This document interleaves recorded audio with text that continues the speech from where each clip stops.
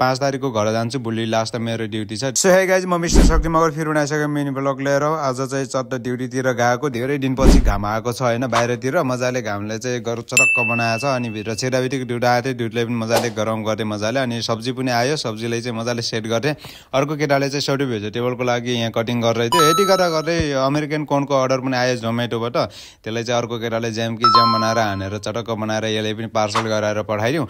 अनि यो चाहिँ डिमसिमको तयारी गर्दै हो यो मिजा सिजा काटेर होइन। यति गर्दै उतापट्टि सौटी भेजिटेबलको अर्डर आयो। अनि अर्को केटाले चाहिँ ज्याम कि ज्याम बनाएर सौटी भेजिटेबल पनि हाल्थ्यो। र यो केटा यो चाहिँ अहिले अगाडि बनाएको मिजा चाहिँ यो यही हो होइन। डिमसिमको तयारी गर्नुपर्ने हुन्छ किनभने म चाहिँ अब 5 तारिकको घर जान्छु भोलि लास्ट मेरो ड्युटी छ। त्यही भएर केटाहरूले चट्ट सबै सामान बनाएर जाउँ भनेर चाहिँ यसलाई चाहिँ मजाले पकाइदिएँ मैले।